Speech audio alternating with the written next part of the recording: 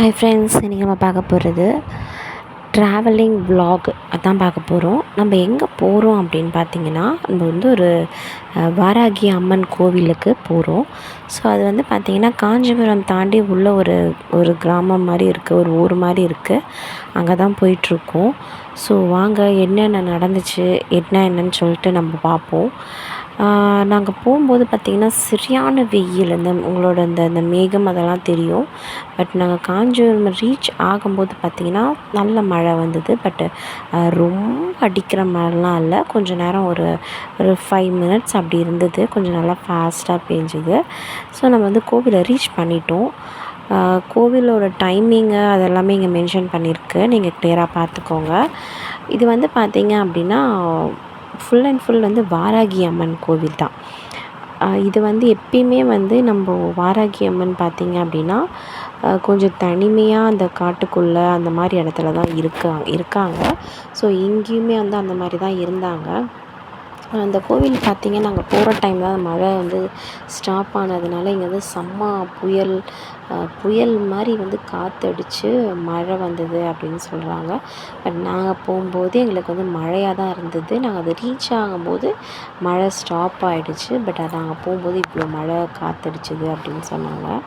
அங்கே வந்து பார்த்திங்கன்னா நிறைய மாங்காய் மரம் தான் இருக்குது.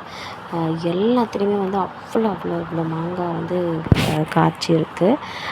நெக்ஸ்ட் வந்து பார்த்திங்க அப்படின்னா இந்த கோவிலில் கோழி, அப்புறம் வந்து ரொம்ப டிஃப்ரெண்ட்டான இந்த பாகுபலி மாடுலாம் இருக்கும் பார்த்திங்களா, அந்த மாதிரி மாடு அதெல்லாம் இருந்தது. பட் அது வந்து உள்ளே வந்து லாக் பண்ணி வச்சுருந்தாங்க. என்னால் அந்த மாடை மட்டும் வந்து வீடியோ எடுக்க முடியல. நெக்ஸ்ட் வந்து பார்த்திங்கன்னா இங்கே வந்து ஒரு அழகான சிலைகள் எல்லாம் இருந்தது. ரொம்ப கச்சாமுச்சான்னு இல்லாமல் ரொம்ப நீட்டாக, அதாவது ரொம்ப முக்கியமான அந்த மாதிரி ஒரு குறிப்பிட்ட சாமி அளவு மட்டும்தான் அந்த கோவிலே வச்சுருக்காங்க. நமக்கு வந்து கரெக்டாக எண்ணி பார்க்குற அளவுக்கு தான் இருந்தது. பட் நிறைய கோவிலெலாம் வந்து நிறைய சாமி வச்சுருப்பாங்க. ஸோ இங்கே அப்போல்லாம் இல்லை. மெயின் என்ட்ரன்ஸில் வந்து பிள்ளையார், ஒரு சிவன், அந்த மாதிரி கொஞ்சம் ஒரு 4-5 சாமி அப்படி தான் வச்சுருக்காங்க. எல்லாமே வந்து ரொம்ப நீட்டாக ரொம்ப காமாக இருக்கும்.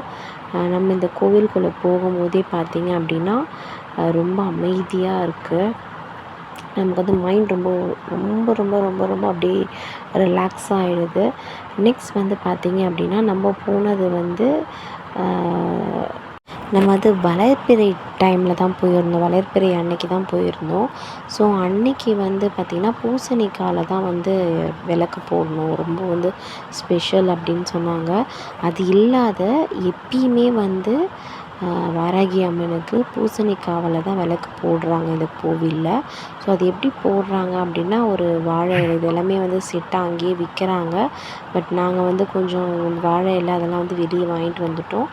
இங்கே கோவில் உள்ளேயுமே விற்கிறாங்க. ஏன்னா பக்கத்தில் வந்து கடை அது மாதிரிலாம் எதுவுமே கிடையாது. நம்ம வாங்குறதா இருந்தால் மெயின்லேயே வாங்கிட்டு வந்துடணும், இல்லைனா உள்ளேயுமே விற்கிறாங்க.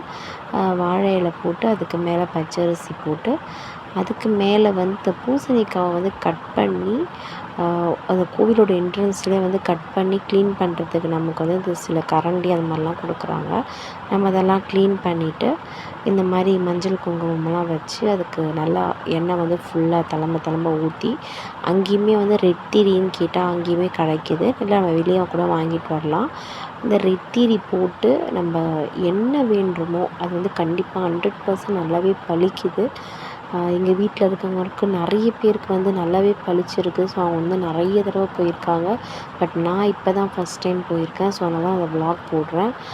நான் வந்து யூஸ்வலாக வேண்ட சில விஷயம் வந்து கிடச்சிருக்கு. இந்த வாட்டி நான் போயிட்டு பூசணிக்காய் விளக்கு போடுறதுக்கு எனக்கு இந்த வாட்டி தான் டைம் கிடச்சிது. ஸோ இந்த வாட்டி தான் நான் போட்டிருக்கேன்.